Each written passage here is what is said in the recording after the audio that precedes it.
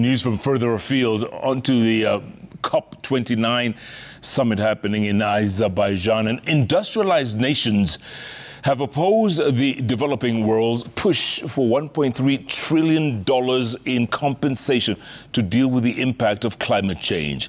Now, the global north has opposed the push by developing countries, among them Africa, terming the amount demanded unrealistic, even as delegates from the global south accuse the north of trying to run away from the responsibility of paying for the emissions that continue to pose a danger to developing countries. Our very own Stephen Leto is in Baku and brings us more.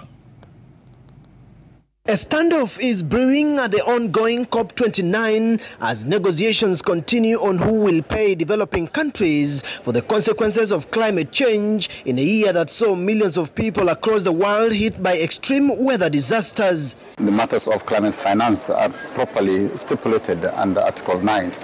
You know, who is going to pay and how much, not necessarily how much, but the beneficiaries and so on. So that was trying to be, displaced. And to that extent, we as the people from the developing world, we were not comfortable with that. So it was completely set aside, and a new one is currently being developed following submissions that was requested and done for all the groups. At the heart of the standoff, apart from drastically cutting on emissions, is agreeing on how much financial support developing countries, particularly from the African continent, should get to help deal with the consequences of global warming and to decarbonize their economies.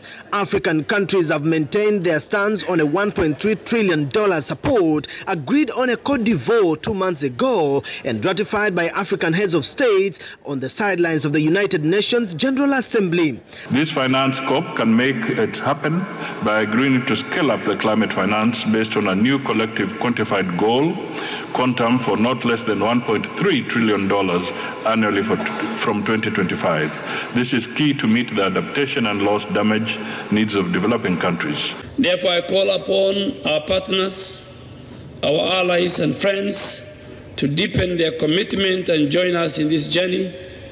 Let us work hand in hand to mobilize the support and the resources needed. Africa's demands have been termed as tenfold increase on the current pledge, with industrialized nations dismissing the figures, terming them unrealistic. They want China and oil-rich Gulf states to share the financial burden. This is supposed to be a flow from the global north to the global south. Why? Because of historical responsibilities. The Kyoto Protocol tells you that historical responsibilities are there, polluters pay are there. This is not the problem of poor people in Africa, in our communities.